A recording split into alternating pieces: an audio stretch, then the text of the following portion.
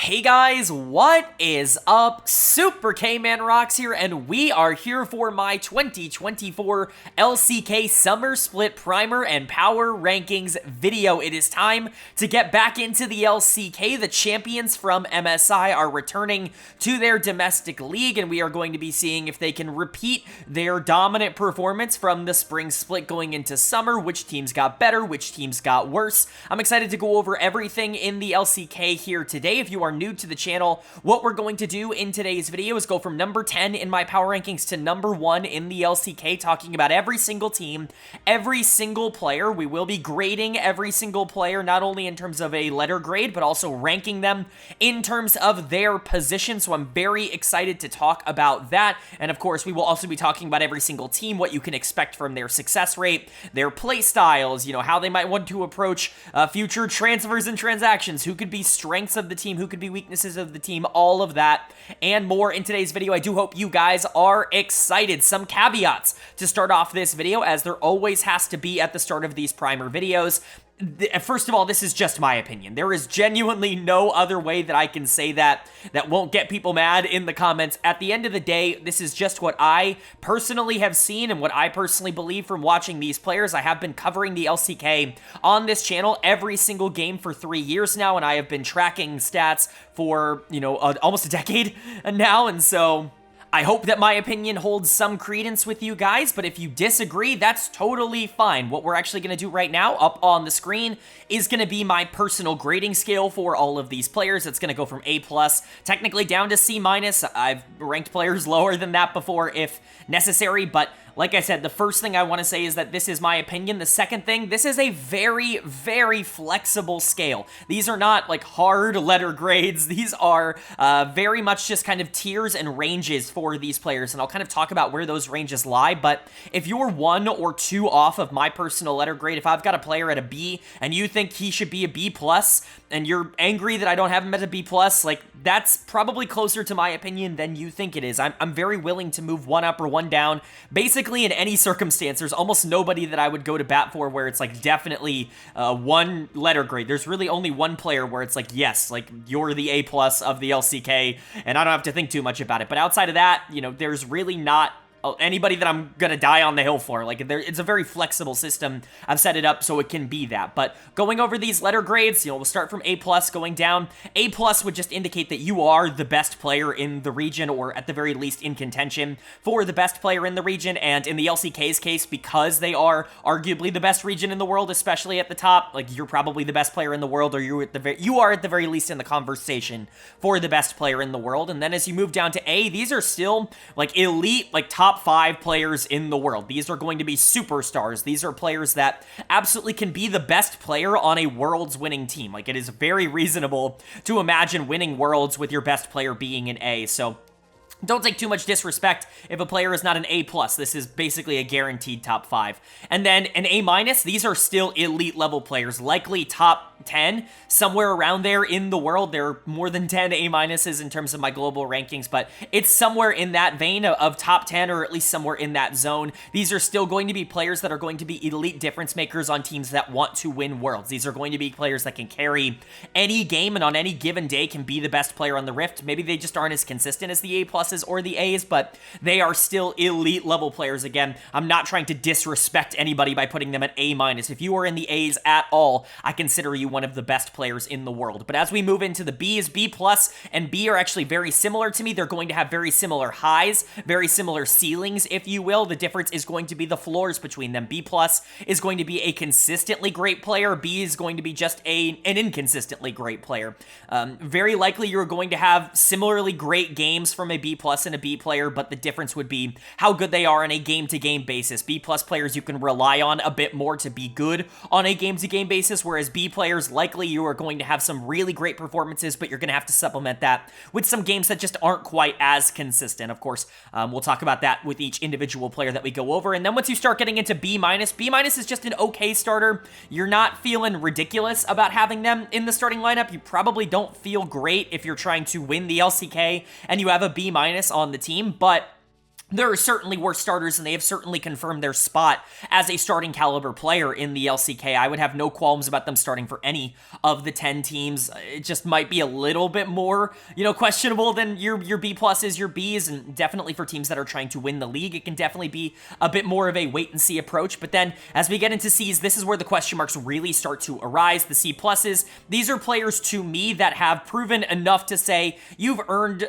a chance to show that you can start in the LCK. You have some upside, you maybe dominated the Challengers League, or you've shown inconsistently good tape here at the LCK level, that kind of thing. They're not guaranteed to be positive players for you, and there are certainly question marks about them, but they have certainly shown enough where I can understand why you would give them an opportunity to start here in the LCK. And then once you get to C, these are borderline starters at best, either young players who have proven absolutely nothing at the LCK level that I still have major question marks about, or alternatively, players who have just shown to be negative assets at the LCK level, players that maybe you can survive with for a couple of games at a time, but really should not be starting at the LCK level. And then, of course, once you get to C- or anything below that, these are non-starter quality players. We're not going to have to talk about that a ton in today's video because there aren't any players that I would consider non-starter quality, at least in terms of guaranteed starter spots right now. But, there are certainly some players that are on the borderline, which we will definitely talk about. But that's the grading scale. Again, I have to reiterate this enough. If you're going to type in the comments that I don't watch the games, I've got an entire channel showing I watch the games, and also, this is just my opinion. You're going to have something different than me. Let me know what you agree with and what you disagree with down in the comments section below. The last thing I want to do before we jump into the analysis here, I usually don't like to do this at the beginning of videos, but if you find yourself enjoying the video in 10 minutes, in 20 minutes, in an hour, whenever you get to the team that you like, if you feel like you learned something, it really would mean a lot to me if you hit the like button. These primer videos are the most time-consuming to make because I go back and watch tape for every single one of these teams, for every single one of these players, not just going off of the knowledge that I had from the previous splits, but genuinely going back and rewatching to try and make sure that my opinion was accurate. And so if you guys do find yourself enjoying it, it really would mean a lot to me if you hit that like button. But with that out of the way, it's time to jump into the actual analysis. 7 minutes in, strap in, it's going to be a good one. Of course, we are going to be going from number 10 to number 1 in my personal power rankings, which means we get to start off with number 10. And the team for me that's coming in last place that I would expect to come into last place is going to be OK Savings Bank BRION. OK, BRION is going to be 10th for me. I just don't really see any other world in which this team is too much higher than this. It very much feels like a bottom 4 or bottom 5 in the LCK. One of the things that I've complained about when it comes to the narrative surrounding the LCK is that this region is stacked, and I agree. Like, the top 4-ish teams in the LCK are all super good. Really, the top 5 teams in the LCK are all very, very talented and can all do a lot of really interesting things, but the drop-off after the good teams is steep. I would say some of the bad LCK teams are like bottom of the LCS level teams, and that's just kind of my opinion, and I think OK BRION kind of embodies that. This is not a particularly good team, and maybe they have some interesting things that you can hope for, like maybe some of these players end up growing into something interesting, but right now, there is absolutely no floor for them, so let's go ahead and talk about it. Their lineup is looking like Morgan in the top lane, Youngjae in the jungle, Karis in the mid lane, Envy at AD carry, and Effort at support. The only change from spring into summer here is going to be Youngjae. I should probably also talk about what you're seeing on the screen. Of course, all 5 members, their names at the top. That should be pretty obvious. The number below their names is going to indicate where I personally rank them in terms of their position. One thing to note is that positions are not all created equal. Some positions are just better in the LCK than others. That's why I've added the letter grade at the bottom to kind of indicate where a player ranks in comparison to other players outside of their own position. You can have a player at a C grade and come in at the number 8 jungle, and a player at the C grade that comes at the number 10 AD carry. It just kind of is the way that it is in this region. Generally speaking, mid lane is a very strong position, of course, at the top, and top lane is probably the most deep position in the LCK, but if you're looking for the weak position, it is absolutely jungle right now. I think that there is a drop-off, a clear drop-off really after top 3, let alone after top 5. And so a lot of question marks there, but that can explain some of the differences in numbers, even if there are similar letter grades, I should say. The number in parentheses next to the ranking, as well as how that has changed from Spring Split, that is taking into account the player that played for the team last. So even though Youngjae is new here in the jungle, as is denoted by the asterisk, it's a +1 because I ranked Gideon as the number 9 jungler in the league going into the split at the start of spring. So that's the explanation for everything you're seeing on the screen. Hopefully that's it for all the preamble, but We can talk about Gen.G first because he is kind of the new acquisition.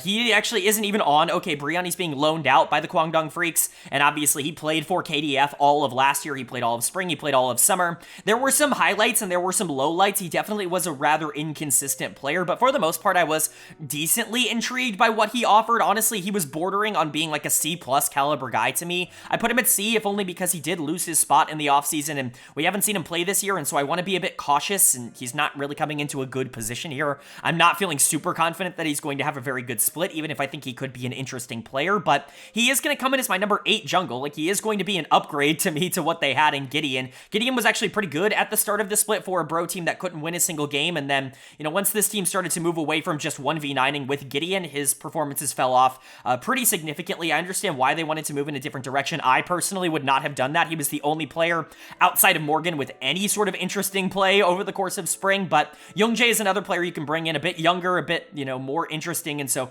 it's going to be interesting as a prospect to see if he can develop. He won't be on bro long if he is, but definitely somebody that I think isn't a huge negative and probably an upgrade for them in terms of consistency. The other player obviously you're excited about here is Morgan in the top lane. He has solidified himself as a very good quality starting top laner in this league. As you can see, he's a B grade. He's coming in at number 6. That should indicate just how deep top lane is as a position. I'm going to spoil it a bit, but number 7 up are all B graded players, and so a lot of good top laners, and Morgan's kind of in that mix with a lot of the good top laners. He'll have some bad games every once in a while because he is a little bit susceptible to like heavy mechanical ceilings. Players like Keen and players like Zeus can take advantage of him because his mechanics aren't perfect, but when he goes up against the other top laners that are kind of around his skill level, he actually does a really good job of being able to go toe-to-toe with them, more so than almost any other top laner on these bad teams. And so Morgan is definitely the saving grace of OK BRION. He's going to win them some games throughout the split. I just don't think that's going to be enough to be able to solidify. Top lane is not the position you want to be your strength in the LCK because top lane's really strong everywhere, and so you're not going to be able to generate these gigantic differences between your top laner and the enemy's top laner in a lot of traditional circumstances. But Morgan is a very good player, and then you get to the rest of this team, which is just not good, if we're being honest. Karis coming in at number 9 as a C. He is saved by the fact that Nongshim cannot figure out what they want to do in the mid lane. He deserves to be the number 10 mid laner. He is not good. He has been in the LCK and being given opportunity after opportunity for the past couple of years now on Hanwha Life here on OK BRION because he was a pretty decent mid laner for Gen.G challengers, and it's just never materialized at the LCK level. He has been nothing but a negative for every single team that he has played for, and you know, I think this team would be wise to try and move into a different direction, but it doesn't seem like they have one of those. And then you have Envy and Effort as the bot lane, likely the worst bot lane in the LCK right now. Envy, unfortunately, coming in as the number 10 AD carry. This guy has, again, also underperformed basically in every single stop. The only split that he's really ever played well in was that split on Sandbox after Prince left, and that's because that team was really set up to enable an AD carry. Kale was on that team as a support. Krako was still on that team doing good things as a jungler. There was a good situation for Envy in that particular circumstance, and it just still, after that, it didn't work out. He goes over to LGD, things are a disaster in the LPL, he comes back over here to Bro, and things aren't working here either. He's just not a particularly good AD carry. He's been carried by teammates in the past. And then Effort, I mean, what else is there to say? Again, another player who is salvaged by the fact that the bottom ranking player in support is just so unproven that he jumps up to number 9. Effort is not a strength for this team. He is likely going to perform like one of the worst supports in the league as he has for the past couple of years. Honestly, Effort's fall off from those days on T1 has been noticeable to watch. I know a lot of people would like to say that he was bad on T1 as well, and I would agree that he wasn't great. He wasn't an elite player on T1, but for him to be one of the worst players in the LCK over the past 2 years, basically indisputably, it's just a bit disappointing. Really, the past 3 years. He was horrible in 2022 as well. So for OK Bro, there are just too many flaws, too many weaknesses. I know people like Morgan. I like Morgan. I think he's an interesting player. Gen.G, I think, could theoretically grow into someone that is interesting to watch, that is interesting to potentially play around, but he is certainly not shown anything at the LCK level to say that he can be a number 1 or a number 2 option for this team, and the rest of this team is just not set up to win. Karis, Envy, Effort, all weaknesses. So a pretty easy choice for number 10 for me. I just don't really believe in this OK Bro team at all. Then moving on to number 9, this is the other team of the bottom 2, in my opinion. I think there is a clear disparity between the bottom 2 teams and kind of everybody else, even if I do think that it's closer to kind of a bottom 4 than it is to a bottom 2. But coming in at number 9 for me, it is going to be NS RedForce. I just have so many questions about what this team can do, and honestly, they are a lot closer to being what OK Bro was for me, which is this team that theoretically has upside. They have one player that I think can win them games relatively consistently, but isn't going to be talented enough in his own individual role to really separate himself from everybody else, and then the rest of this roster is just full of question marks. And so we'll talk about it here. Their lineup is, at the moment, looking like Din in the top lane, Sylvie in the jungle, Fisher in the mid lane, Jiwoo at AD carry, and Guger at support. I do want to note, Fisher might not be the starting mid laner. It might still be Call Me. I don't really think this changes the outlook all that much. Both Fisher and Call Me are coming off of horrendous springs, and so whoever you want to put in that position, I think is really up to what Nongshim is seeing out of practice. Whoever works better with Sylvie likely will get the job, but I'm going to put Fisher here because he is a new addition to the organization, so I at least want to talk about him a little bit, but we will kind of talk about the rest of the team as well. So 2 new changes, at least for now, to the starting lineup. Fisher in the mid lane, like I said, definitely going to be a big trial and error type of move for Nongshim. He comes back over from Edward Gaming. He has been in their development system for what feels like a century now. Finally got an opportunity to start for EDG with all of these expectations and was unequivocally horrible for Edward Gaming. So bad that he is off the team after 1 split, not even 1 year. They couldn't even wait that long to move on from Fisher. He was probably the worst mid laner in the entirety of the LPL, and so he comes back over here to the LCK, and he gets another opportunity. Worth noting, Fisher was a super highly touted prospect for a long time. Mechanics have been there. His ranking in solo queue has been there in the past. There have been positives towards what Fisher offers as a mid laner and as a prospect. He's just not been able to materialize it. His performances in the LDL really weren't all that great either, and so maybe he was just one of those guys who came out of the T1 factory and got way too much hype because he was Faker's understudy, got, you know, a big contract because of it as a prospect and never really materialized. That could be reality, but there could also be something to tap into there if you can figure it out, because he has been good, you know, at least at lower levels in the past. So Fisher, definitely someone to watch. I can't rank him any higher than 10th right now. Again, shout out to Karis. He gets that number 9 spot because this Nongshim position has been such a disaster. Call Me would be a clear number 10 because Call Me was just not good enough to play at this level when he was given an opportunity in the LCK. He might have been the worst player in the LCK over the last split. So, you know, not a lot of confidence coming out of this mid lane position. I think a C grade is super generous. I think C- is a lot closer to what this team was getting out of these players last split, but I at least want to give Fisher the benefit of the doubt that maybe coming back to Korea could help him. And then the other change is going to be Guger coming into the support position. Now, this is super intriguing. He was coaching last split for Nongshim's Challengers team, and that's fine. Like, you know, some players come out of coaching retirement after a year or so because they want to get back into playing, and coaching basically is playing. You're just only doing the mental side of the game. You're not on stage. You know, I understand, but Guger has not played professionally since Team Dynamics in 2020. Like, obviously, longtime LCK fans are going to remember him, but he's not played for any org since Dynamics rebranded into NS RedForce. So it's been a while since we've seen Guger. There's just no other way for me to rank him other than 10. He's going to get a C grade because it really is like this super wait and see approach. Maybe he's going to be good. He was just generally meh last time he was playing in the LCK like 4 years ago, but I really have no idea what to expect from Guger. Jiwoo is the strength of this team, which we will get into in a second, but that might become a little bit more difficult. Clearly, this org has a bit of confidence in him because they're replacing Peter with Guger, and Peter is a fine support at this level. Not a star, but like playable, certainly at this level, and him and Jiwoo had good chemistry, so clearly whatever they see out of Guger is enough that they feel comfortable starting him. I don't know what the floor looks like for him as a player. I have no idea what it is going to be because, again, he has not played professionally on stage in 4 years, and the last time he did, he was just kind of meh. He got to play with Dectum and Rich on that Dynamics team that ended up qualifying up, which again brings up a funny point that he has not played since the LCK has become franchised. It's just a ridiculous kind of decision, but hopefully it ends up working out for Nongshim. It's definitely a wait and see from me. And then, like I said, Jiwoo's going to be his lane partner. This is the strength of this team. Jiwoo is a player that is mega hard stuck. There is nobody in the LCK that is even remotely as hard stuck as Jiwoo is right now on Nongshim. This guy is genuinely a super good AD carry that I think on a better team would be emerging as one of the more interesting ones in all of the LCK, like a potential top 3, top 4 power AD carry type of guy in the LCK. As it is now, it's probably just not going to happen because Nongshim does not have the resources around him to allow him to take over games, but they finished 8th in the spring split. Almost every single one of those wins that they got in games were off of the back of Jiwoo, and so you have to expect that he's going to continue to grow. Maybe he takes a split off. We've seen players on bad teams just not put all that effort in, and I understand that, but I would hope that Jiwoo can continue his development because at least right now, he is the only thing that is keeping this team out of 10th place. But then you have the top side of the map. Sylvie we'll talk about first. He's going to get a C+ grade. I feel like I'm higher on Sylvie than maybe some other people are. Maybe it's fair to give him a C grade. Maybe it's fair to say that he is not a player that has proven anything and that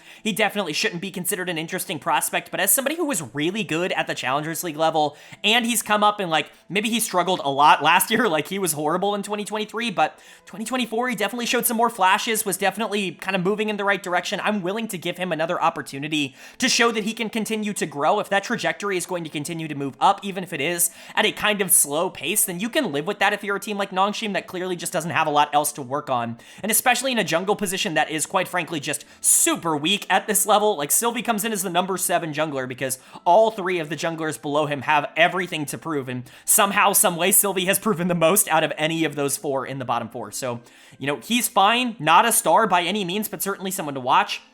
And then Din Din, you know, I'm pretty low on Din Din. I've talked about that a lot. He'll have games every once in a while where people go like, oh, this guy's actually super good and he was really interesting to watch. And then you'll go and you watch the other, you know, 15, 20 games that he plays after that and he's getting absolutely slammed on average in lane. And it's just, he doesn't feel like an LCK caliber top laner. Like maybe he'll have a couple of pop-off performances in late game team fights because that's where he is strongest as a player, but he's just not a consistent player at all, and he's not someone that's going to add value to your team, in my opinion. I don't think he's the worst option in the top lane, but with how strong top is in the LCK, like Din Din's just not good enough to be able to go toe-to-toe with a lot of those other really solid players, and so he is going to get a C grade. He is going to stay at number 10 for me. There are positives to this team. Again, Jiwoo is single-handedly the reason this team is at number 9 and not number 10, because Jiwoo is really good. I think Sylvie has something interesting about him that we can at least monitor, but everybody else on this roster is a major, major question mark. Mid lane was a black hole for this team last split. We have to see if that changes. Guger is a huge unknown. I have no idea what we're going to get out of him, and Din Din's certainly not a player I'm super stoked about, so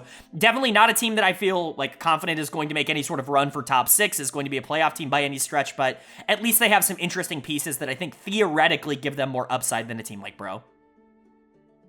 Then moving on now to number 8, and I guess this is like a theoretical tier jump from like the absolute worst teams in the league to teams that I think are like serviceable. Maybe not great, but like serviceable. I still think there is a bottom 4. Like I said, a very clear bottom 4, and coming in at number 8 in that bottom 4 for me, it is going to be DRX. I don't think people are going to be shocked by seeing this bottom 3 be this bottom 3. There was a clear bottom 3 in the spring split. There was a clear like separation between everybody else in the top 7 even, and the 3 teams that were the worst in the league, and DRX didn't make any changes, but I do think as a baseline, they are a little bit more talented than the other 2 teams that we talked about, and their upside should theoretically be there, if only because instead of having 1 player that might be interesting, they have 2 players that might be interesting, so we'll go ahead and talk about that. But their lineup is looking like Rascal in the top lane, Sponge in the jungle, Yehu in the mid lane, Teddy at AD carry, and Plata at support.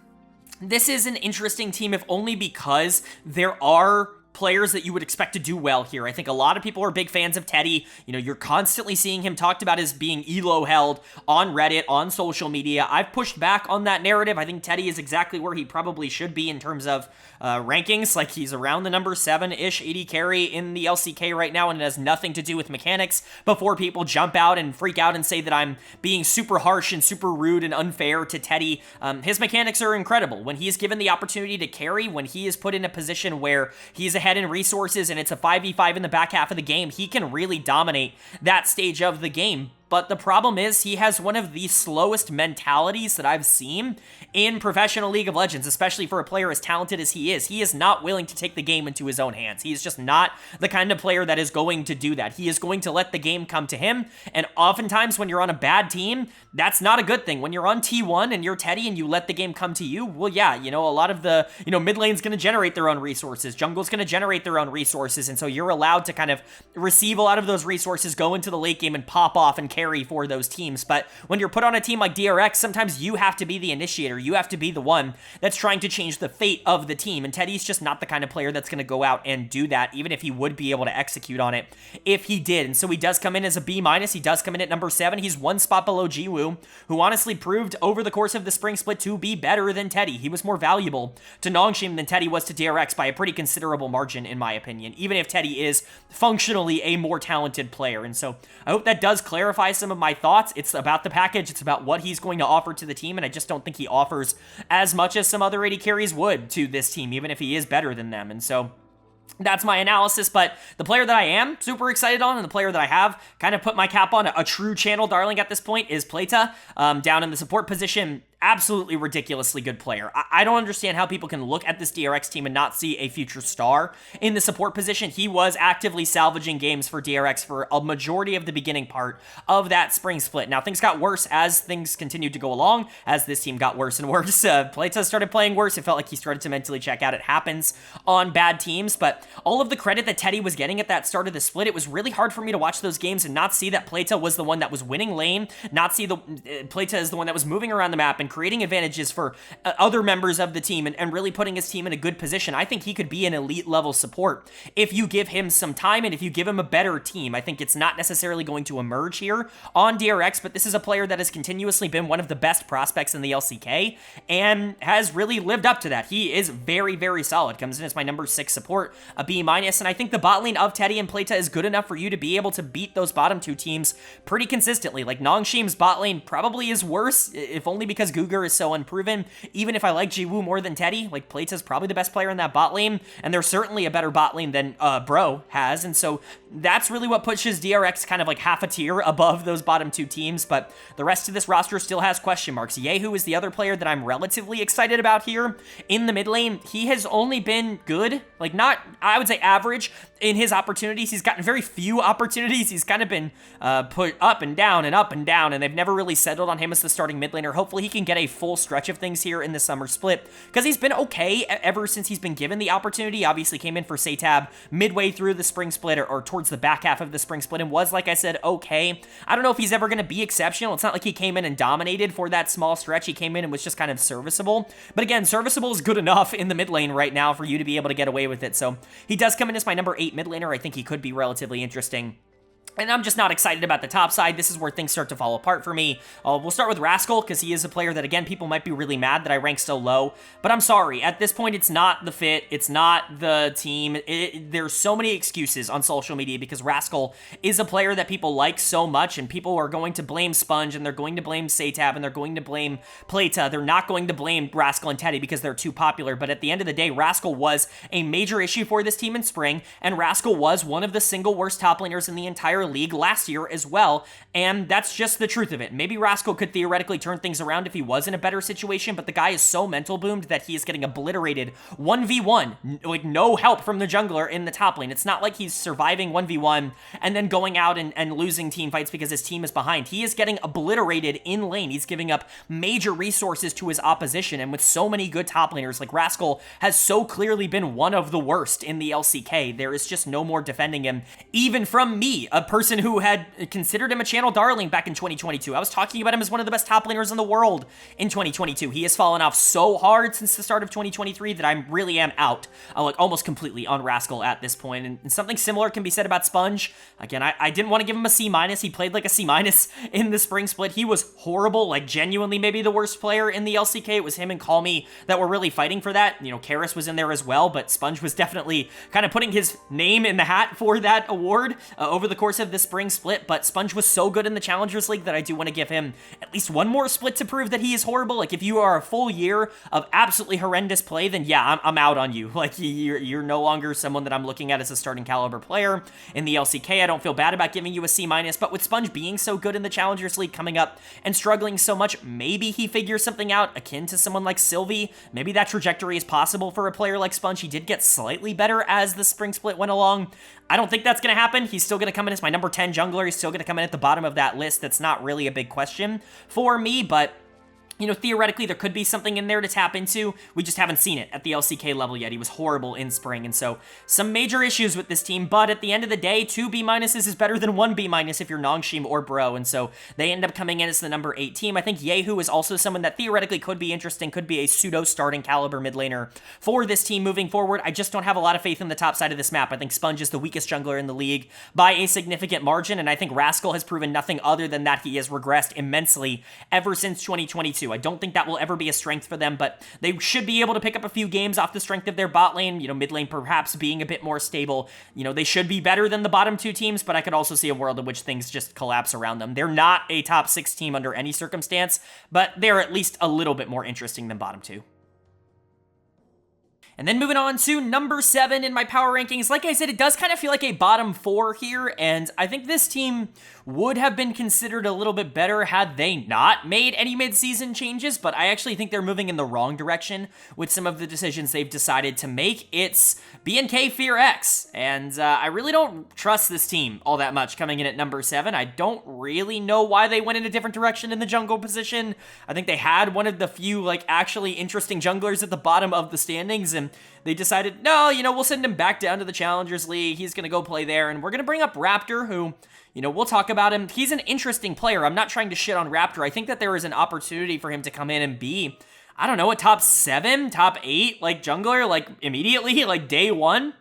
I think that's a pretty realistic thing to potentially expect from a player whose tape I have talked up in the past. It's just, you got rid of your best player to do it, and I really don't understand why you made that decision, so we'll talk about it. Their lineup is looking like Clear in the top lane, Raptor in the jungle, Closer in the mid lane, Henna at AD carry, and Execute at support. Again, the only change that they're making going into this summer split is bringing Raptor in to replace Willer in the jungle. Willer was this team's best player again in the spring split, and I understand the idea and the thinking behind maybe moving in a different direction from Willer because he was kind of inconsistent.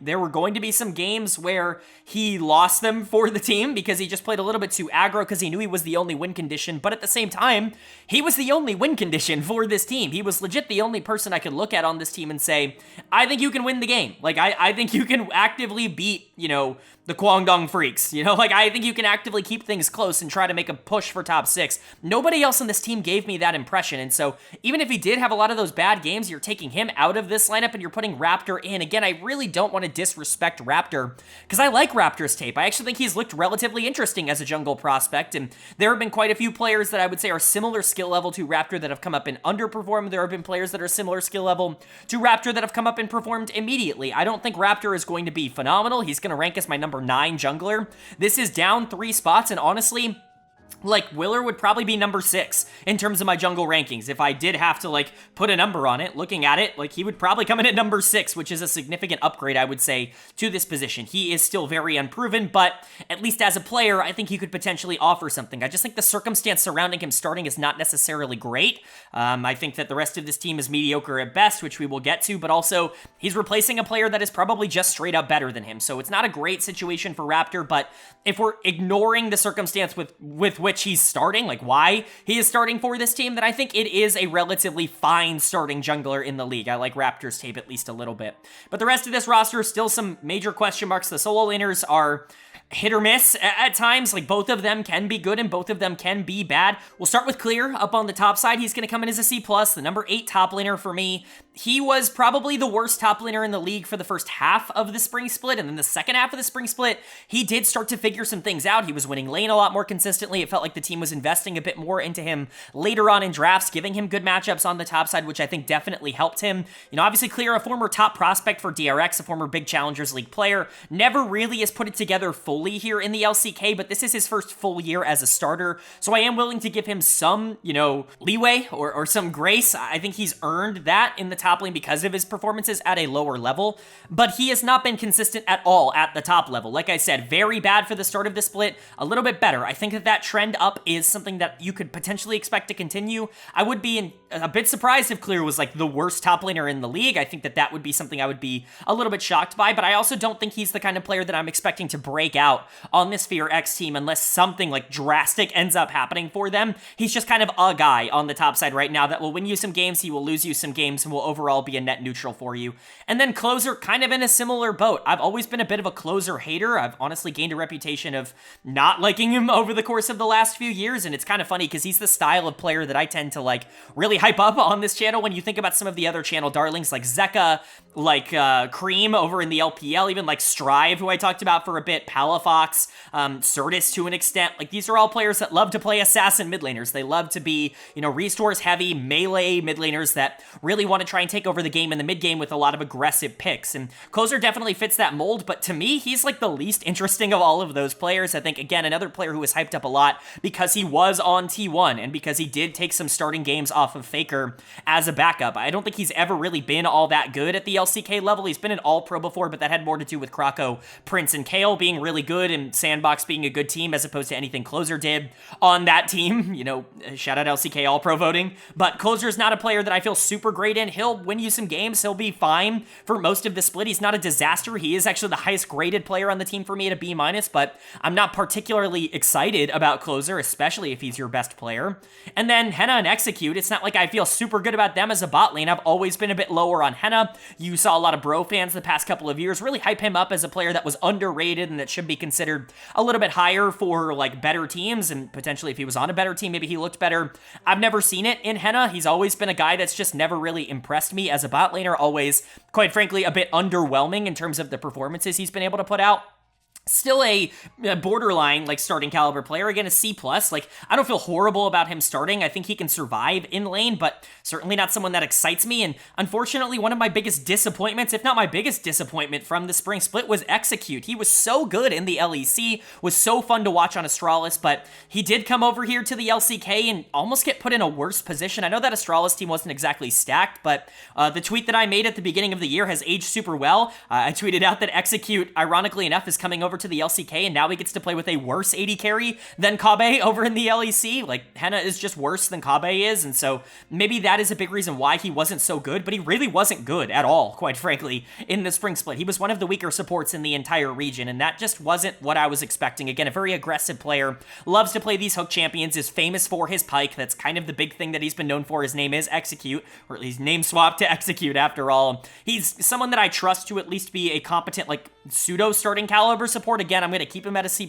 but he was like a borderline C+ last split. He was a lot closer to a C than he was to a C+, and so there's a lot to prove for this bot lane that I don't really believe in. And me talking about this, like, you would think that I'm lower on this team than even like DRX, but at the end of the day, they don't have the big weaknesses that DRX have. Like, Raptor should be better than Sponge by a considerable margin. I think Clear is better than Rascal. I don't think you have anybody on this team that I'm expecting to lose games consistently for the team, unless things just completely dissolve. With Clear, I could see that being a problem, and Henna and Execute are certainly not one of the better bot lanes in the LCK, but at least the floor of this team should be relatively fine. Although, again, like I said, I think the changes in this offseason made them closer to DRX than they are anywhere to top 6. It very much feels like top 6 is kind of locked in the preseason. You know, maybe FearX is the one team that makes it kind of interesting, but I really wouldn't anticipate that.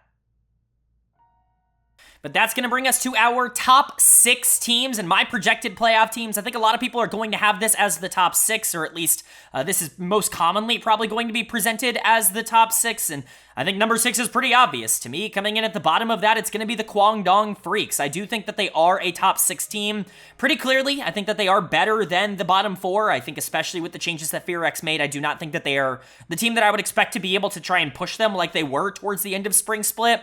But I don't think KDF is like some exceptional team that has some exceptional players either. It feels more like a bottom 5 in terms of being able to compete at a high level. Like, they're not in that upper echelon of teams, but I do think that they are by default a bit better than the other teams, the 4 other teams that are below them. So let's go ahead and talk about it. Their lineup is looking like Dudu in the top lane, Cuz in the jungle, Bulldog in the mid lane, Bullet 80 carry, and Quantum at support. This is a pretty interesting lineup. Obviously, this is what we had towards the end of the spring split. This is what they played in their playoff series, was Quantum in at support for, obviously, Ondil. They still have Ondil on this team, and, you know, there is certainly going to be some debate surrounding who should be starting there. I have them graded pretty similarly. Ondil was so good at the start of the split once Bull got inserted. I'm not going to talk about anything that happened with Taiyun in as the starting AD carry, because, of course, this bot lane was by far the worst in the entire league with Taiyun at AD carry, but Ondil started playing well once once Bull, came into the lineup and started playing, and then all of a sudden, after week like 5 or 6, things just completely fell apart for him. He became one of the worst supports in the league again, and it felt like a lot of that confidence that he had playing with Bull completely wore off, and Quantum was put in. There were some out-of-game, I guess, issues for Ondel. I don't exactly remember what it was, but he wasn't able to play one of the weeks, so Quantum came in, and then they just decided, screw it, we're going to play Quantum for the playoff run, and that's what they did. They didn't obviously win a game because they're not particularly talented, but I would imagine this is their starting 5. I think,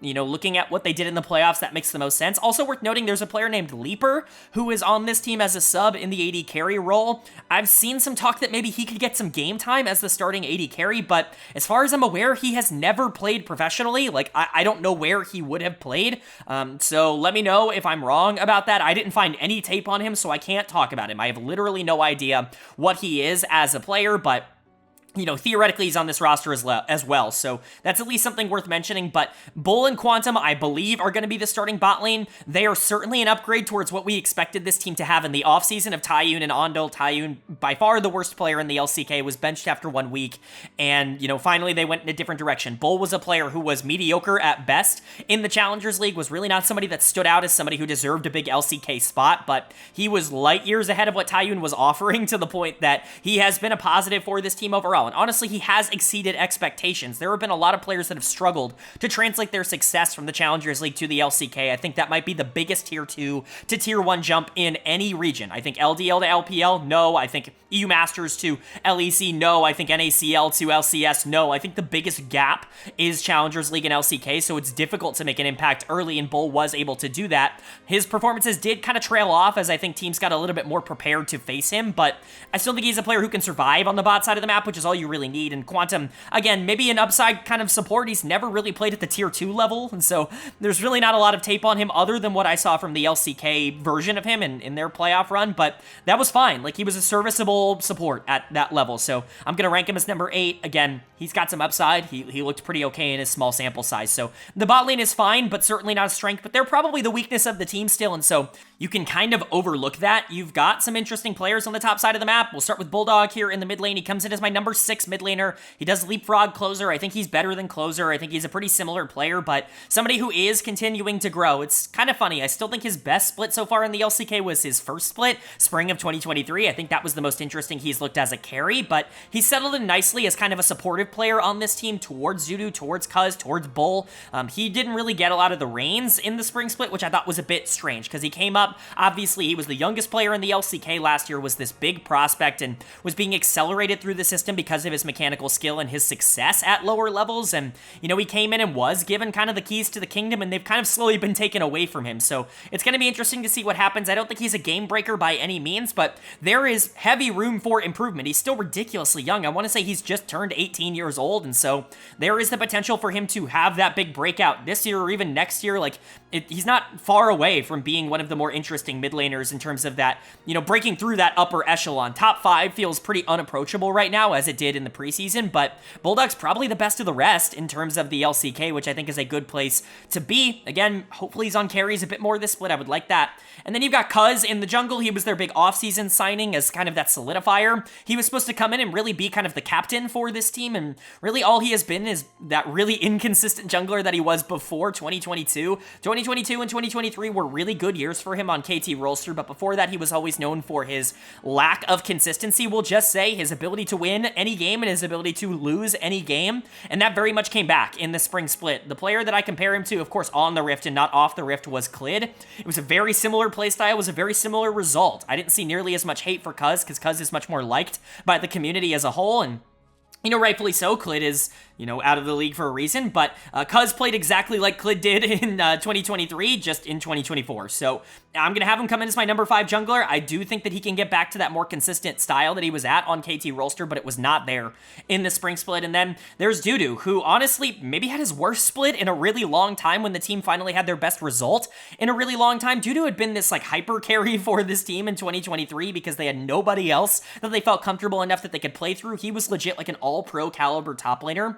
in 2023, and honestly was super good in 2022 on Hanwha Life as well. And so I was really in on him as a starting top laner, especially when this team got better, but he didn't get as many resources, and he really struggled with that in spring. And so we'll see if that ends up becoming kind of a continuation. Again, only half a split. He still was relatively good. He just wasn't like that elite level top laner that I thought he was going to be. I thought he could be a sneaky MVP candidate if everything went right for this team. And obviously that didn't happen. He was nowhere near that conversation. He was nowhere near the All-Pro conversation. But for me, he's going to come in staying at that number 4 top laner role.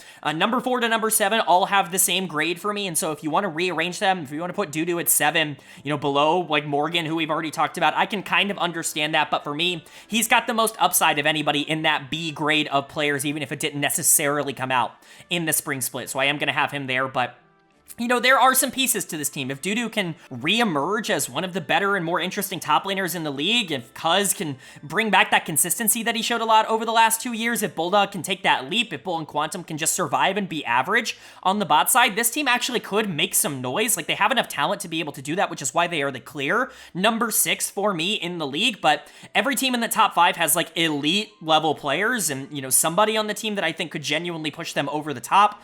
I don't think KDF has that. I think they're a collection of good players, and you really have to hope that one of them makes that next leap, but that is a hope at the end of the day. So for me, KDF still positive about them overall, especially in comparison to how they finished out their spring split, but I don't think they're going to be big difference makers when it comes to the playoffs.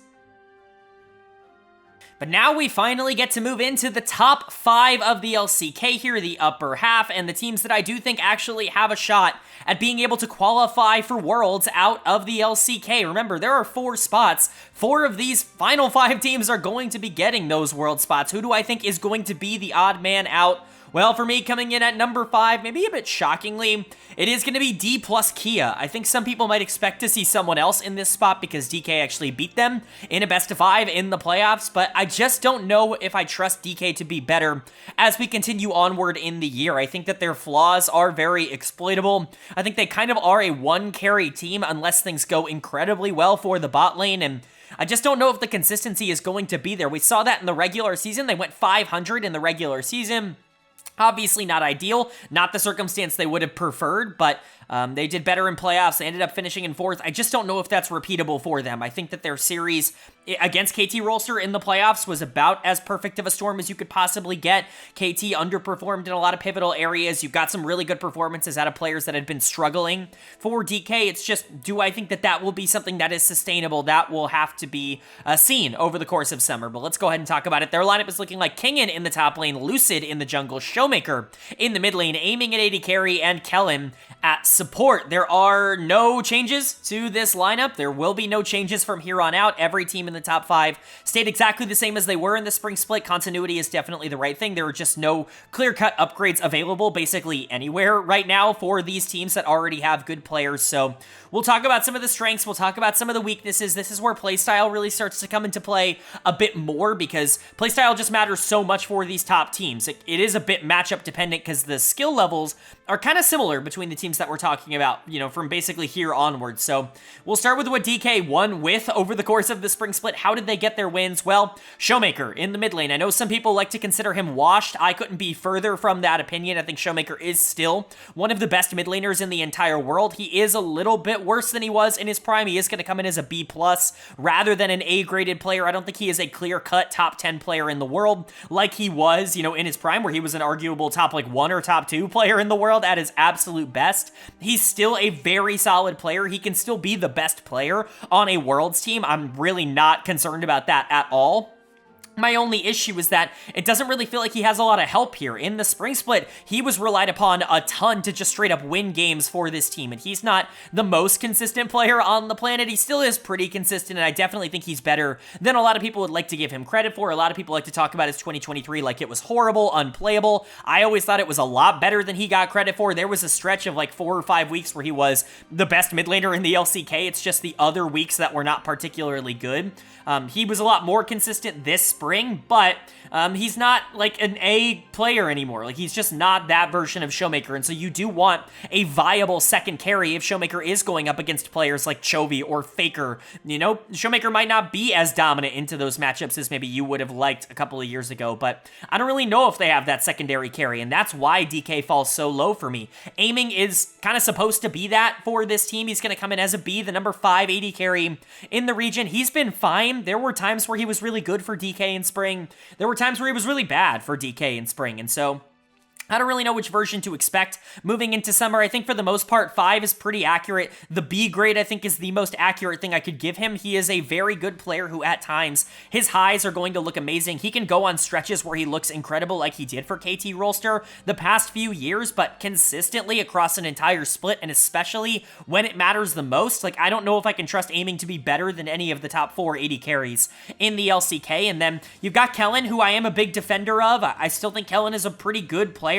Maybe not the world-class support he was in 2022, where I thought that he was, like, exceptionally good. And even at the start of 2023, like Spring 2023, he was really breaking through as a top 3 to 5 support in the world. I don't know if he's there anymore. He's going to come in as the number 5 support here in the LCK. Again, a B grade. He'll have some performances that are great, but he will also have some performances that are not so great. He's still a big asset to this team. If you follow social media, you'll see a lot of people that say that Kellen is horrendous and horrible and unplayable. Like, that is obviously not true. Anybody who's watched DK knows that that is not true. That's just reactionary things from a community that likes to spiral narratives out of control, but Kellen's fine. He's not going to make or break your split, but he is an asset to have, all things considered. I just worry about the fact that Aiming and Kellen are so integral towards the construction of this team. They need Aiming to really step up and be someone that they can put resources on reliably over and over again, because Showmaker is going to get them, but he can't, like, consistently win every game. Like, that's just not feasible, really, for any player in the LCK. And then the top side of the map, I do think, is more questionable. Kingen is just kind of your standard fine top laner. Like, he's above average, but only slightly. Again, B grade is accurate for him. He's going to have some good performances. He's going to have some bad performances. He's going to be an asset overall for the most part. He can be a borderline all-pro caliber top laner, but he's never really going to make or break your season. He's never going to be Keen. He's never going to be Zeus. He's never going to dominate these top lane matchups to the point where he can push his team forward. He's not going to be that secondary carry on this team to Showmaker. And then really kind of the tipping point for me, and the reason I am so much lower on DK than maybe other analysts would be, is I'm really low on what Lucid showed in Spring. Quite frankly, I thought Lucid was bad in Spring. Going and watching his regular season, especially going back in this offseason, you know, in the middle of the year, and watching how he played in Spring, there were so many issues with how Lucid was playing the map. I think he got bailed out a lot by the fact that Showmaker was winning mid so consistently, and that Aiming had a really good stretch of games in the middle of the split. But there were so many games where Lucid was just not good at all for this team. I think the upside definitely is there, but he is like the quintessential example that I give for players that dominate the Challengers League and just need time to adjust to the LCK. We talked about it earlier. It's the biggest gap between a tier 2 and a tier 1 for me, and Lucid's a good example of that. He wasn't just going to come in and dominate the LCK immediately, even with some really good teammates and a really good surrounding core. Perhaps he makes that next leap. He was actually super good in their playoff run. He was really good into Gen.G. Like, that was really the series where it kind of emerged, but ironically enough, the one player that Lucid had, like, super big success over the course of the Spring split was Canyon. It definitely felt like, oh yeah, Lucid scrimmed against Canyon a ton. He knows his playstyle, he knows his, you know, pathing decisions, he just has an idea of how to play against Canyon, but when he wasn't playing against Canyon, he just straight up was not good, and so he is generously going to come in at number 6. Again, jungle is just not that strong of a position in the LCK. That helps DK a ton, because even if I have some major questions about Lucid, I have major questions about basically every jungler from this point. So, you know, Lucid's definitely not, like, on his own in that sphere, but I don't think he's a strength at the moment. I think he could become a strength as the season continues to go along, but right now, it does feel like Showmaker trying his best to win games for this team, and then just kind of hoping and praying that Aiming is actually on point, that Aiming and Kellen can win bot lane 2v2, that Kingen can survive, that Lucid doesn't just overstretch in the mid game and give over a ton of gold to the enemy team. There are too many things that I have concerns about when it comes to DK for me to put them into the top 4. I absolutely think they could make it. They are in the same tier as the number 4 team. I just think for me, they have slightly too many worrying concerns for me to guarantee that this will be a Worlds team in 2024. But that's going to bring us to my top 4 in my power rankings, and these are my projected Worlds teams. At this point, you know who the top 4 are by process of elimination, but we might as well go over what order I think they will fall in. Coming in at number 4 for me, no shock here, it's going to be KT Rolster. Once we showed DK at 5, it was clear KT was going to come in at number 4. These are clear 4 and 5 for me, top 3. Honestly, do feel like they are on a bit of a different level from everybody else in the LCK right now, and that includes KT Rolster, who I do think has some interesting upside. As you can see with their roster, they have a pretty high floor. Their weakest player being a B is always a very good sign. You don't really have that major question mark like, to me, DK has in Lucid, but I don't know if you necessarily have that superstar to propel you into that upper echelon of teams. You know, every team in the top 3 has at least one A-graded player. Actually, I think all of them have at least 2 A-graded players and somewhere, and you don't have that here. You don't have anybody in the A's for KT Rolster, and I think that could be something that ends up holding them back, a lack of a superstar. But let's talk about it. Their lineup is looking like perfect in the top lane. Pioshik in the jungle, BDD in the mid lane, Deft at AD carry, and Beryl at support. Again, no changes here, but this roster was already super inconsistent in the spring split. If there is one way to describe how the KTRX experiment has gone so far, it's exactly as anticipated. This team is going to win games, this team is going to lose games hard, and when they lose, they are not going to look good. When they win, they can be the only team across the entire year to beat Gen.G in a best of anything. So, you know, anything can really happen when it comes to this KT roster. They really have that kind of ridiculous upside, ridiculous floor kind of feeling, but a lot of that has to do with the fact that they brought in probably 2 of the more volatile players in the entirety of the world, let alone the LCK and Pioshik and Beryl. Any given game, both of them can look super good, but there are going to be so many games where they both look so bad, and it just is what you have to live with. Now, Beryl in particular looked a lot more consistent than he did on DRX. Beryl, generally speaking, the last year and a half, even going back to the split that they won Worlds on, like the summer split in the LCK of 2022, Beryl was horrible, like, in summer of that year. Now, obviously, he was better at Worlds, but he was horrible all of 2023 for a DRX team that was collapsing around him, and you were really concerned and confused about what he was going to offer for a KT team that now he's pairing back up with Pioshik, who I thought he had negative chemistry with up until Worlds on DRX, and, you know, him and Deft had great chemistry together, but they weren't exactly lane-dominant, you know, carries. It really allowed Beryl to move around the map, and that's kind of where it unlocked that DRX team. I was concerned about the fit, is quite frankly what I'll just say. Beryl was a lot better than I thought he was going to be here on KT. Wasn't a superstar by any means. I saw some people being like, how ridiculous is it that DK passed over Beryl to keep Kellen? I think they're basically the same player. Like, I really don't think they're all that different. Maybe you can say that Beryl's a better shot caller, but that is like such an unquantifiable trait. I'm not in comms. I can't speak Korean. I don't know who the better shot caller out of the 2 is. I can assume it's Beryl because people talk about it a lot, but it's not a trait that I can quantify, so it's hard for me to really factor it in all that much. Beryl on the Rift, in terms of what I can watch as a player, has about as many negatives as he does positives, and I think for the most part you will trade that for KT Rolster, because the positives usually come at the most opportune times. The problem for Beryl has always been it feels like he's checked out in games that don't matter, so we'll see if that ends up continuing to be an issue, but Pioshik is another reason why this team is just going to inherently be inconsistent. Pioshik, when he is on, when he's at his best, is an MVP level player. He came back in the first like 3 weeks of the LCK regular season. He dominated. He looked so good. He was like an MVP frontrunner, was actively just straight up winning series for KT Rolster, and then the one-to-one would come back, as I called it on the channel. When you go back and watch a lot of my 2022 coverage of DRX, one of the things that I was laughing about so much is that they would so consistently go 2-0, 0-2, 2-0, 0-2 in terms of the weeks, and KT started to fall into that exact same pattern because Pioshik is such a feast or famine player. He can wake up one day and be one of the best junglers in the world and one of the most difficult players to end up beating, and then could wake up the next day or specifically the next week and genuinely be someone that actively loses games at this level. There is just no consistency. Now, I think that already is better than a lot of other junglers at this level. Like I've talked about, the inconsistency at that jungle position is ridiculously high. Nobody is really proven there, which is why he comes in all the way at number 4, but he is still a B. He's inconsistently amazing for this team, and Beryl's in a very similar boat. Those 2 I would consider the core of the roster, but neither of them are the best player on this team. That pretty easily goes to Deft for me, at least in terms of the performances that he put out in spring. He's going to stay as my number 4 AD carry. Clear-cut top 4 for me. He comes in above aiming pretty clearly he's a B+ graded player. He was consistently very good for this team. Now, he did buy into the Kool-Aid a little bit too much. One of the problems that he ran into down the stretch, and the reason he wasn't very good against DK in that playoff series, is that he started playing like Beryl. He started playing like Pyosik. He started taking unnecessary risks, and that's not really deft, and that's not the reason deft was so valuable to that DRX team. He was kind of the stabilizer on that DRX team, and it feels like he has bought into being more of this like super 2v2 aggressive player like he kind of was on DK last year. And if that's going to be the version of deft that we get, maybe we do see some more inconsistencies, because inherently with that playing style, you are just going to be more inconsistent.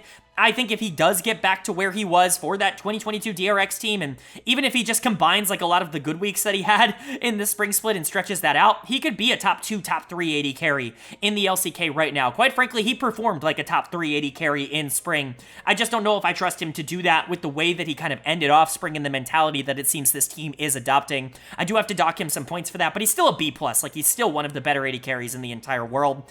And then BDD. Now, this is a much more difficult discussion, because BDD was bad in spring. He was not good. He's going to fall down to my number 5 mid laner. He was amazing in 2023, and he was horrible in 2022, and so it was very kind of difficult to understand what we might be getting there. The 2022 circumstance on Nongshim was a disaster. I'm not going to blame him for that, and obviously he's been super good in the past, but honestly, spring was super disappointing from him. He was clearly the worst of the big mid laners in the LCK. Like, it wasn't even really all that up for debate. He did figure some things out as the split continued along. The last, like, 2 weeks of the regular season, I would say he was back into form. But the first, like, I don't know, 4/5 of the regular season, he was just not good. He was a lot closer to being Bulldog and closer than he was to being a Zeka or a Showmaker, which is the exact opposite of what you want to see out of someone like BDD. I think he can turn it back around, but he doesn't seem to fit the style of play that KT wants to play at all. They are super aggro. Pyosik, super aggressive. Beryl, super aggressive. And even Perfect, super aggressive. Deft has started adapting that style. But BDD isn't the kind of player that wants to be skirmishing all the time at 11 minutes. It's just not really where he has found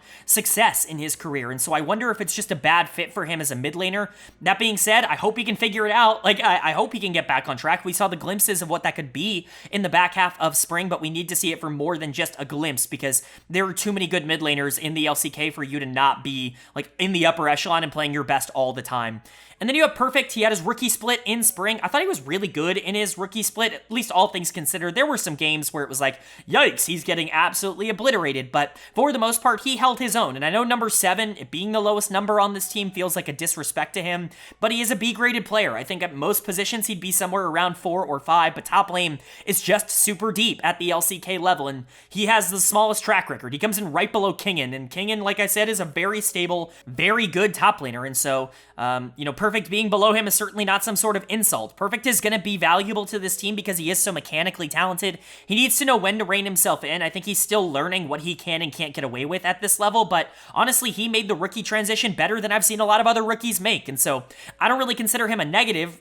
KT's entire fate is just going to be up to Pyosik and Beryl. That is how it's always going to be. When you put players like this on a team, your entire team revolves around those players. If Pyosik is playing well, this team can beat anybody in the world. If Pyosik is playing poorly, this team can lose to anybody in the world, and you just have to live with that. That's the decision that KT made in the offseason, and that's exactly how it has played out. I don't really know where that ends up landing them. They could be an easy Worlds team. They could finish top 3 and really overperform my expectations, or alternatively, this could be a team that falls out of the top 4 and doesn't make Worlds. I could see both being a pretty realistic possibility for this organization, but it's all going to be about which way the coin flips on that day. And that's going to move us on to number 3. And like I said, top 3 does feel like the 3 best teams in the LCK, and I don't think that's going to be a big shock for anybody to hear, and this order is not going to be a shock for anybody to see, but coming in at number 3 for me, it is going to be Hanwha Life Esports. I feel like this is clearly the 3rd best team in the LCK right now, and the only thing shocking about this placement might be just how high I am on some of the members of this team. I think I'm honestly higher on them than most other people are. I think they're closer to being better than T1 than they are to being worse than KT Rolster. Roster. Not that they are better, you know, they're number 3 for a reason. I'm not trying to piss off T1 fans this early on into the video, but I think they're closer to being relevant amongst the champions of the LCK than they are to being a team that ends up falling out of it. I really do think that they're going to be competitive and really make things interesting. They showed that in the playoffs when they were able to take down T1 in a best of 5. They just weren't able to do it twice. So we'll go ahead and talk about it. Their lineup is looking like Doran in the top lane, Peanut in the jungle, Zeka in the mid lane, Viper at AD carry, and Delight at support. I really trust and believe in this team a lot. I think that they are incredibly talented. 3 players in the A's here. Peanut at an A-, Delight at an A-, and Viper at an A. That's going to piss some people off. I've actually seen a lot of comments surrounding Gen.G's MSI win, just kind of, instead of taking the amazing progression and development that a lot of those Gen.G players underwent this year, I've seen a lot of people pointing to the former Gen.G players that didn't end up winning international tournaments and saying they must have been the problem. Players like Doran and Peanut, they must have been the problem. That's why Gen.G won this year, is because Doran and Peanut weren't good enough. And I think that is just not a line of thinking that I personally can subscribe to. First of all, they won 3 straight LCK titles with Doran and Peanut.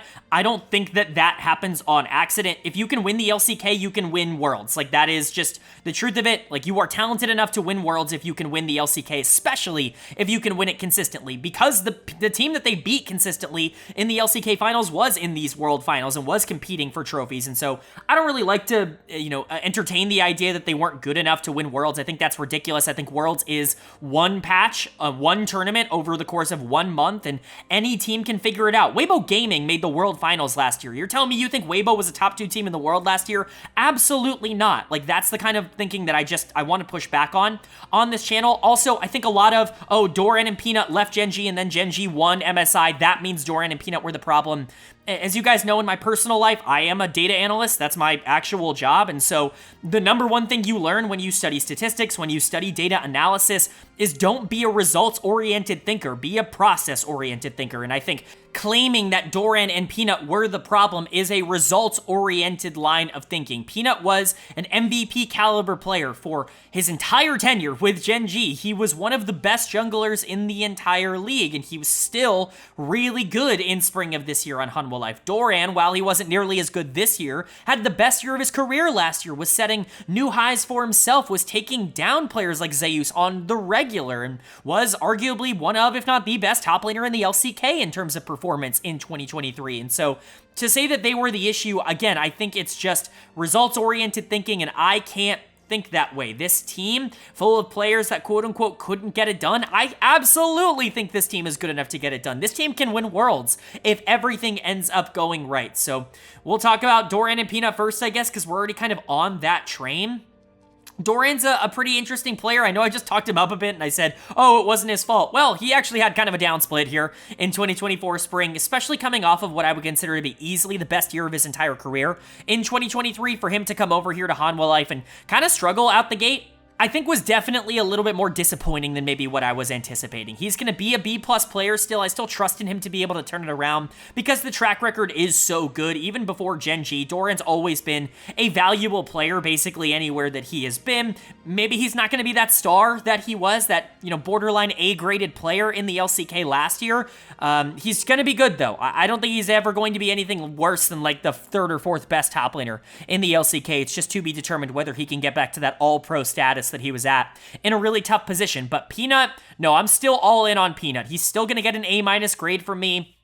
He's still going to be someone I consider to be one of the better junglers in the world, especially at a position that I don't think is particularly consistent. In fact, in terms of grades, he comes in as my number 3 jungler in the world. I still think that he is a top 3 jungler. I think that a lot of problems with Peanut's perception comes from the fact that his playstyle is the way that it is. Not to try and just throw all the League fans under the bus and talk about, what people value and what people don't, but people always talk about weak side top laners or mid laners who don't need a lot of resources or supports that are willing to give up for their team or all these things as big positives, but then that same community has the same response towards every jungler that wants to be a Sejuani or a Maokai player first and foremost, that wants to be a facilitator, and that's, oh, he can never be elite. He can never be elite in that role doing that. I just don't understand that idea. Peanut is the best tank engaged jungler in the world, and it's not even really all that close for me. Like, he is by far the best at that style of anybody in the world, and when you have someone like Zeka, when you have someone like Viper, who they want those those resources. They want to be the primary or secondary carry on a team.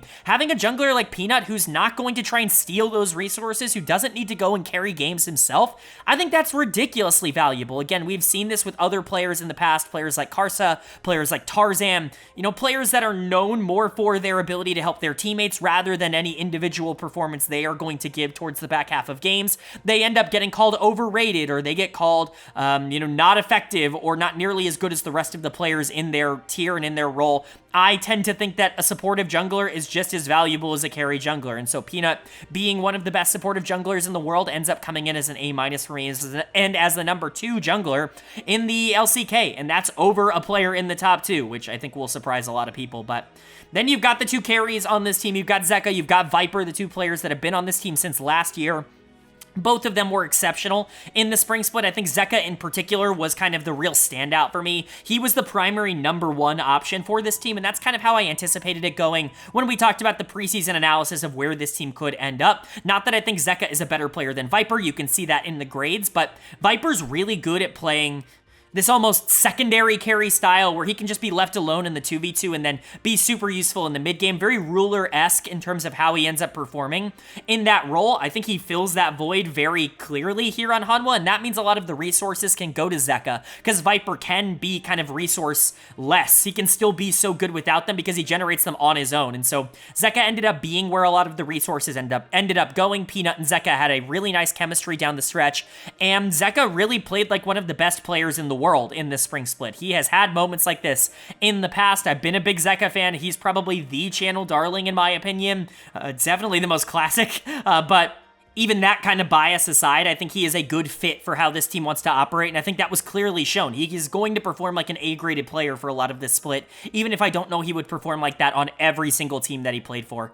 And then, like I said, Viper, very consistent. He's going to come in as the number 1 AD carry. He is the only real, super consistent AD carry at this level. I like Gumayushi, and we will talk about him. He is the other one, that you can consider in that bubble, but Viper's mechanics are just so much better than Gumayushi's. He's on the level of the best AD carries in the world. He's right up there with Elk and Jackie Love and Ruler, and, he's kind of putting himself into that conversation as well. He's been in that conversation. He's going to stay as my number 1 AD carry. I think this year so far has been better than his 2023, and everybody was talking about how great his 2023 was. So clear A-graded player for me, one of the few A-graded players. He is a borderline top 5 player in the world. And then Delight, he's just everything this team could want and then some. Talk about a career transformation, going from Bro to Gen.G to HLE, like the growth that we've seen along the way. Viper and Delight are very likely the best bot lane in the LCK, and I think that helps a lot. That's a big reason why I do feel like this team can compete with the top 2, and why I think they could potentially even win the LCK or win Worlds if everything goes right. They have one of the best bot lanes in the world, probably the best bot lane in the LCK, or at least the most consistent bot lane in the LCK, and it's not like the rest of this team is a disaster. Delight is one of the big reasons for that. He is very good in the isolated 2v2, but as we saw this year, he's actually grown a lot as a roamer and as an engaged player, which is something he really didn't do a ton last year with Pays, because they really wanted to focus on Pays being able to carry games, especially in summer. So Delight kind of rounding out to be this super well-rounded, very talented support. He's going to stay at number 3 for me, because again, top 2 is just so hard to break into. I want to remind people I got a ton of hate in my spring preseason thing for putting Delight at 3 under Lehens. People were like, how dare you put Lehens above Delight? Lehens is clearly not better than Delight, and now Lehens is MSI MVP and, a champion, and here we are. So, Delight's still a really good player. I just don't know if he's on the same level as what I would consider to be the top 2 supports in the LCK. But Viper definitely helps that, and it's not like Delight's all that far off from being Keria or Lehens. And so this is probably the best bot lane. I think Zeka performed like an MVP. If you can follow that up with another performance like that, which I think is possible, Peanut makes every mid laner he plays with look better. If Doran can especially get back onto where he was last year, which I think is doable, yeah, this team could win the LCK. There is a lot that could go right for them. I'm certainly not going to predict them to do that. That's why I have them at number 3 and not at number 2 or number 1, because I do think that there are some flaws and you have some inherent inconsistency, kind of problems here with players like Doran and Zeka, who are a little bit worse every so often. But I think for the most part, this team's problems get oversold, and I think they're going to be a lot closer to being a contender than a lot of people like to make them out to be.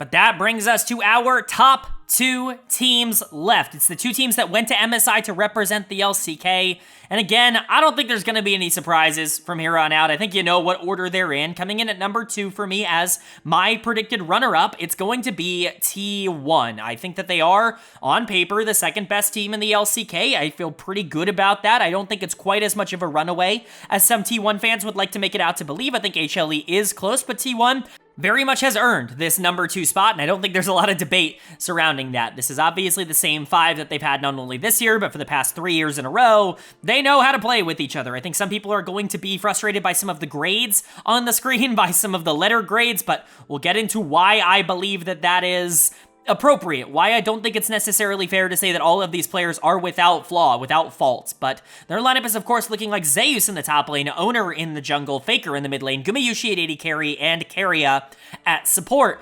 Faker's still going to stay as the A here, not the only A on the team, as was the case in the offseason that some people got frustrated by, but people were mad that Faker wasn't an A+ in the offseason, and as I continue to reiterate, there are just going to be some games every once in a while where Faker is just okay, where Faker does take a little bit more of a backseat. You don't have that with the other A+ for me.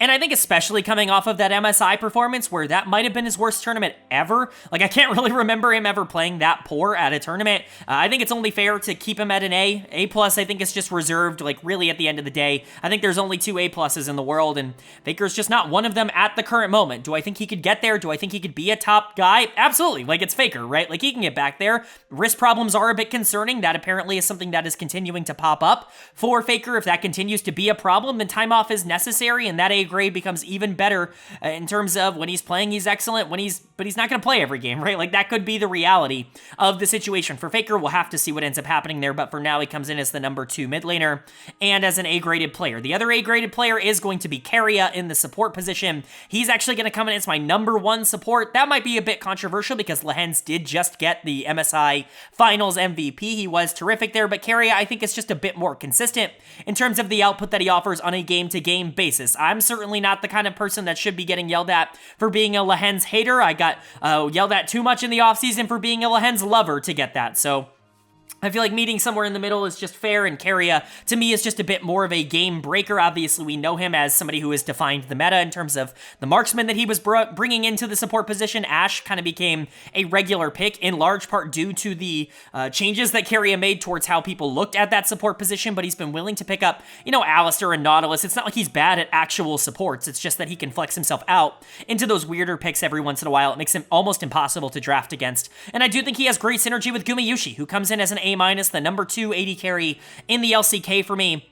He's obviously a really good player, but one of the things that I value the most from him in terms of how he fits into this T1 team is he kind of is that, like, insurance policy. He is the stabilizing presence. Really, the only time that Gumayusi ever carries games out of the AD carry role is when everything else is kind of going wrong. For T1, he's really the one that kind of steps it up when things aren't exactly going well. He's actually great at playing from behind, even when he himself doesn't have resources. He's perfect in terms of his positioning in team fights and always knows exactly where to be. He doesn't really make mistakes, and so when he is even in a disadvantaged position, he still is one of the better AD carries in the world, and I think that's a very valuable trait to have. He's not going to be the most exceptional player in terms of dominating lane phase or going out there and winning fights in the mid game like Viper or Ruler or Jackie Love or Elk would, but you just rely on him in different ways than you do those other players, and I think that's just as valuable here for T1. He is in the A's for me. He's going to be an A-. The player I compare him to a lot is Gala. I think they're very similar players, and I think they offer very similar things. I think they are going to get similar grades. If you're a fan of Gala, Gala and Gumayusi are similar. That's the comparison that I wanted to make here, but it's the top side of the map that I think deserves a little bit more of a conversation. People are really going to be upset that I have Owner at a B+. I had him at a B+ in the offseason, and people were upset about that. Owner just is one of those players that doesn't generate his own individual leads enough for me to feel like he is elite. Does he capitalize on his laners doing a really good job? Yes, but when those laners are losing, Owner's never really been the player to pull games back for T1, and I've said it a lot on this channel, but it does feel like he is the player that most benefits from getting to play with Faker, and getting to play with KIA, and getting to play with Zeus and Gumayushi, who are constantly winning isolated 1v1 or 2v2. He doesn't really have this gigantic responsibility in the early game like basically every other jungler in the world does, and so his job is just a bit easier, and he gets docked because of that, because when he's been asked to be that guy for T1, it's not necessarily been super consistent. Now, he can carry games, he's a great damage threat, and honestly, he's a really good team fighter. That's where Owner's like elite status comes out. I'm just a bit more concerned about the early game consistency. That's always been the concern with Owner, and I think that's why he's at a B+. That's why he's the number 3 jungler for me in the LCK. And then Zeus on the top side, some good and some bad. I think in the regular season, he was the best top laner in the league. In the playoffs, he was a weakness for this team, which is definitely disappointing. It's almost the opposite of what he has been at times in his career. Typically speaking, and especially last year, he was really good in the playoffs in the LCK. And, you know, that was kind of a step up from him really struggling when Faker wasn't in the lineup at the end of last year. But now it's like, okay, he can dominate a lot of the players that he's just better than, but he feels a little bit too cocky against players like Keen and players like Doran, who are, you know, kind of remotely close to him in terms of skill level and mechanical difference, and you know that ended up costing him. I think the A- is justified. He still is mechanically superior to basically everyone that he's going to be going up against, so much so that there are some matchups that he just instantly wins regardless of what the champions are. However, I don't know if he's consistent enough for me to give him that A grade, at least for now. I got a lot of hate when I gave him an A- in the offseason. That's not changing going into spring, and that should be kind of a ringing endorsement for T1, is that my opinions now on them are the same as what they were when they were coming off of winning Worlds. I really feel very similarly about this team. I think the only concern is that I feel better about some other teams than maybe I anticipated, but T1 is still absolutely a team that can win Worlds. They can win the LCK. They can run the league. I don't know if that's going to happen. Like I said, I think this team does have some concerns, but as long as Faker is healthy and, you know, can really make it through, if KIA is playing well, I think T1's fine. Like, Faker really is the difference maker for them, and so as long as he's there, they are going to be a team that is at the very worst in contention for the top in the world, and I think that that's fair with this placement here. But that's going to bring us to our number 1 team in the power rankings, and this is no surprise. It's your reigning LCK champions, your back-to-back-to-back-to-back LCK champions, as well as your reigning MSI champions. It's Gen.G. This should not be up for debate. This is clearly, at least at the moment, the best team in the LCK. They are super good everywhere. They're best in their role in most positions in the league, and very, very close in the positions that they aren't. They are really not lacking in any particular area. Maybe you can look at one position and say like, you know, maybe that player is not going to dominate at the highest level. Maybe they're not the number 1 player or in contention for the number 1 player in their role, but outside of that, like, can you even really spot a weakness in this team? They have really all come together. They have all played some of the best League of their entire careers this year, and it's just working out for Gen.G. So we'll go ahead and talk about it. Their lineup is looking like Keen in the top lane, Canyon in the jungle, Chovy in the mid lane, Pays at AD carry, and Lahens at support.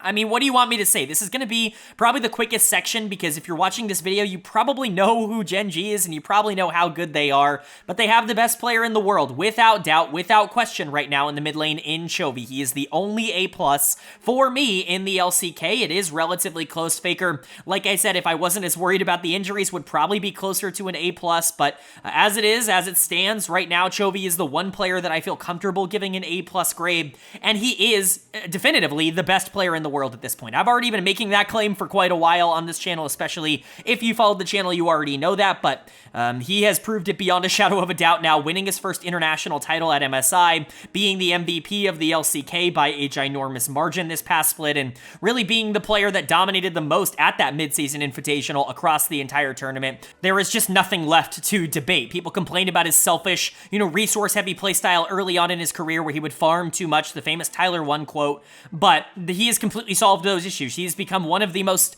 prolific and dangerous supportive mid laners in the entire world when he decides to play things that don't need a lot of resources. But if you need him to carry the game, he is the best in the world at carrying the game at the current moment. He just does everything at such a high level. He's a great skirmisher, he's a great laner, he's a great team fighter. He clearly communicates at a high level with the rest of his team. Like, there's just nothing to not like about Chovy anymore. He has become everything that he could have become. He is the best player in the world, and he has reached that number 1 potential. But it's not not just him. That's what makes Gen.G so scary, is they've supplemented him with other best player in the world candidates, specifically Canyon in the jungle. Talk about a revitalization. I'm not going to try and sit here and try to sell you the fact that Canyon was completely off the wagon. I don't think that that was the case, but there really is no other way to spin it other than 2023 was probably the weakest year of Canyon's career, and it was kind of followed by 2022. Like, 2022 was bad, and then 2023 was worse, and now he's on Gen.G and everything's right again. It feels like he just needed to get into a system where he could be a bit more comfortable playing aggressive in the early game. It felt like on DK, he was having to force plays, and he ended up becoming a lot more of a feast or famine player because of that, and he was struggling in that regard. I defended him a lot in 2022 when a lot of the narratives were negative about him, and then he had a great Worlds, and people were hyped about him again going into 2023, and I was somewhere in the middle, and then all of a sudden 2023 was bad as well, and he didn't really fix it at Worlds, and so it's really nice to see him come over here to Gen.G and kind of be prime Canyon again. He has been the best jungler in the world across this year so far. I don't know if I would rank him as such. You know, Kanavi is a really good player, but Canyon is certainly at the very least in the conversation, and performance-wise, it really has not been all that close between him and anybody else. And then the other number one player is going to be Keen in the top lane. Really happy to see Keen finally get that LCK trophy. Talk about a soldier for the Freecs for so many years, for the Kwangdong Freecs, for that organization for just so long. He's stuck in an org that was not willing to put elite talent around him. He only made Worlds once on that roster, and it's a ridiculous shame that he spent his entire career essentially toiling in the middle of the standings with them, but he finally gets to be on a super team. He finally gets surrounded by talent that can live up to his talent level. And what does he do? He becomes arguably the number one top laner in the world in terms of performance. Again, he's going to get an A grade as well. The only reason he's not getting an A+ is because, again, relatively inconsistent. The difference between him and Zeus is an A+ to A- range. I just think it's A to A- range. I think Keen was a little bit more beatable in the regular season, but when things mattered the most, he was awesome. He was incredible in their playoff run. He was great at MSI, and so nothing to complain about there. And when you're looking at that trio, Keen, Canyon, Chovy, easily, without a doubt, the best trio in the world, in my opinion, in terms of, like, your three best players. No other team in the world can compete with what Gen.G has as their top three. But it's not like bot lane gets too much worse. You have Paze and Lehens, and while I am a little bit more 1 foot in, 1 foot out on Paze, Lehens is a bona fide superstar. He's going to stay as my number 2 support like he was at the beginning of the year, but he's going to get upgraded to an A grade and not an A- grade. People forget, this dude was the summer MVP last year. I know it was very easy to forget because KT didn't live up to expectations or whatever. They got knocked out by JDG in the quarterfinals of Worlds. They absolutely lived up to expectations, but Lehens was amazing last year. He's been on this, like, huge run, I would say, in the last couple of years, ever since that first stint on Gen.G and then going into last year on KT Rolster. He has been one of the best supports in the world, and he only solidified that by being the MSI Finals MVP. You know, I think there's a real argument to be made he should be number 1, but him and Keria have the same grade. Both are A-graded players for me. Wherever you want to put them in that order, I think is generally fine. An aggressive player, you know, one that will give over some things every once in a while, because not every aggressive play is going to work. Not every 70-30 flips in your direction. Sometimes it flips against you, but for the most part, those plays are almost always going to be positive for the team as a whole. And then Paze. Really, the only question mark in this team is whether or not Paze can get back to where he was last year in 2023. Definitely took a step back in 2024. His ability to survive in the mid game was definitely a lot more controversial. And honestly, as a late game carry, his ability to survive in the early laning phase is something that has always been a bit more up in the air. I still think he is an elite late game carry. Somebody who, if he is given resources, especially if the team wants to play around him, can really perform at a super high level. But is he going to be as consistent in situations where he is not the primary carry, where he's not getting all the resources? That is still going to be up for debate. But if Paze is your weak link, if the 18-year-old prodigy is your weak link on a team, this guy was an MVP for me last year. If he's the weak link, yeah, I think this is the best team in the world. At least until proven otherwise, there's just nobody on the same level as Gen.G. I think they're a tier above basically everybody else in the world, and that goes to show just how highly I think of them. They have the best player, they have complementary surrounding pieces, they have multiple play styles that they can go to, so you can't just ban them out. It's a dangerous, dangerous game to play when you have to play into Gen.G, but they absolutely have to be favorites to win their 5th straight title. Alright, but that is going to do it for my LCK 2024 Summer Split Primer and Power Rankings video. We've done it. We've gotten to the end. These are some of the longest videos and some of the most difficult that I do all year long. Certainly the ones with the most amount of prep work and film watching. And so if you enjoyed it, it really would mean a lot to me if you hit that like button. It really does help out the channel a lot more than you can possibly know. And it helps get this video out to a lot more people. I'm always very, very appreciative of that. If you enjoyed what you saw here and you are new to the channel, hit the subscribe button. We've already done this for both the LPL and the LEC. Later this week, the LCS and the NACL versions of these videos are going to be dropping, and of course we cover all 5 of those leagues every single week on this channel. If you want an overview of everything going on in LoL Esports from somebody who watches every bit that he possibly can, this is the place for it. Hit subscribe and hit that bell so you can be notified when those videos do go live. But of course, with all that being said, I hope you all are having a great day. I hope you continue to have a great day, and I will see you all later.